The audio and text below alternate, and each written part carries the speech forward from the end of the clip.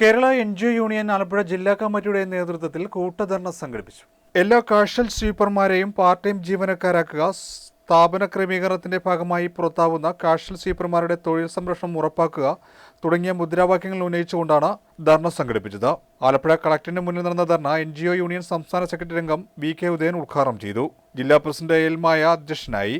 ജില്ലാ secretary C. Sirish സ്വാഗതവും ജില്ലാ ട്രഷറർ എൻ. അരുൺകുമാർ നന്ദിയും പറഞ്ഞു. സംസ്ഥാന കമ്മിറ്റി അംഗങ്ങളായ പി. സജിത്ത്, ബി. സന്തോഷ് എന്നിവർ പ്രസംഗിച്ചു. സമരം ചെയ്യുന്ന സംഘടനയാണ് കേരള എൻജിഒ. ഇന്ന് സിവിൽ സർവീസിൽ ഏറ്റവും കുറഞ്ഞ വരുമാനമുള്ള വിഭാഗമാണ് കാഷ്വൽ സ്വീപ്പർമാർ. കേരള എൻജിഒ യൂണിയനാണ് കാഷ്വൽ സ്വീപ്പർമാരുടെ വിഷയങ്ങൾ ഏറ്റെടുത്തുകൊണ്ട് എക്കാലത്തും പ്രക്ഷോഭ രംഗത്തേക്ക് വന്നിട്ടുണ്ട്. സിവിൽ സർവീസിൽ നിയമിക്കപ്പെട്ട ഈ വിഭാഗം ജീവനക്കാർ ഒരു കാലത്ത് അവർക്ക് കിട്ടിക്കൊണ്ടിരുന്ന മാസ ശമ്പളം എന്ന് പറയുന്നത് വെറും 100 രൂപയായി.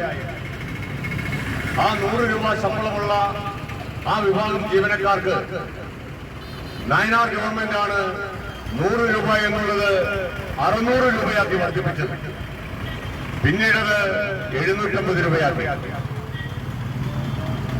UDF ഗവൺമെന്റുകൾ അവർ നടപ്പിലാക്കിയ ശമ്പള പരിഷ്കരണങ്ങൾ ആ കാലഘട്ടത്തിൽ ഈ വിഭാഗം ജീവനക്കാരോട് എടുത്ത സമീപനം എന്തെന്ന് എനിക്ക് മുമ്പേ സംസാരിച്ചവർ സൂചിപ്പിച്ചു കഴിഞ്ഞു.